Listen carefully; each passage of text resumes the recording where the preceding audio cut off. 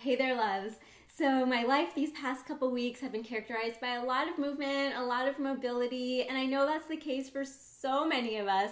Maybe not right in this moment, but we all go through phases in our life that are just characterized by a lot of movement, constantly on the go. I know for some of us that can feel like every day. And so, I'm always looking for and finding and practicing on my own just practices to really ground and center so that among all of that movement and mobility, just finding little pieces of time and practices to ground and center. And so I want to share that with you today because I'm all about making it easy for you to practice self-care. I know how busy all of our lives are, so let's make it easy. So today I want to break down mountain pose, Tadasana, in the yoga postures. And the reason I want to break down this pose is because this is essentially the foundation of all other yoga poses. So in one of my teacher trainings, we literally spent over an hour just on this pose alone,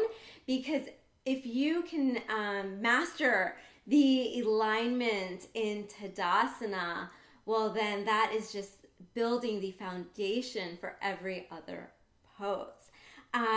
Also, mountain pose, Tadasana, it's so grounding. I mean, when I think of a mountain, I think of earth, I think of stability, I think of strength, I think of unshakability, immobility, and I think of beauty, right? That beautiful high peak of a mountain, which can only arise if it is firmly grounded.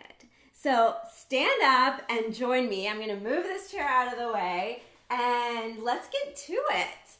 So come to standing. Just find a regular standing position. And then go ahead and take your feet out about hips distance apart. So there's a couple different schools of thought on mountain pose.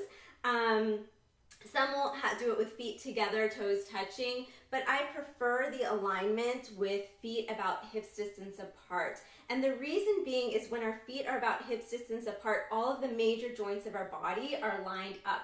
So it just feels so much safer in your body to have, your ankles, your knees, your hips, your shoulders all essentially lined up. Look down at your toes, your second toe pointing forward. So feet are essentially parallel to one another. And then just take your awareness to the soles of your feet and allow the ball mound under your big toe to feel really grounded and planted here. And then take your awareness to the ball mound under your pinky toe and just feel that that is firmly planted. And then take your awareness to the outer edge of your heel, firmly grounding through there, and then to the inner edge of your heel and firmly grounding through there.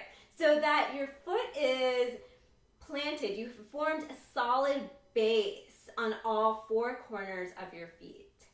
And then just lift up your toes, all 10 toes lifted, and then just softly place them back on the mat. So we do that just to make sure that your toes aren't gripping the mat. So we want to form a solid base. At the same time, we don't want to be gripping. We don't want any tension in the feet. And then just take your awareness to the back of your legs, all the way up your calves, your hamstrings, your lower back, middle back, upper back, and the crown of your head, so that the crown of your head is reaching up tall, right? So like we were talking about, the mountain, when you think of a mountain, it's connected to the earth. It has that strong foundation. And then from that foundation, we're able to lift up and rise up. Allow your shoulders to be soft. So maybe take your shoulders up to your ears, around your shoulder blades, back and down your back. And this is your mountain pose. So I'm practicing this and I'm showing this to you from my home studio today. But I definitely encourage you to go outside barefoot and just practice this pose on the grass. When we allow ourselves to be barefoot on the grass, that in itself is so grounding, so settling. We're connecting to the earth physically. So practice it at home, but also, you know, the weather's getting nicer. Go on outside, practice it outside as well. I hope you enjoyed this. Sending you so much love today and always.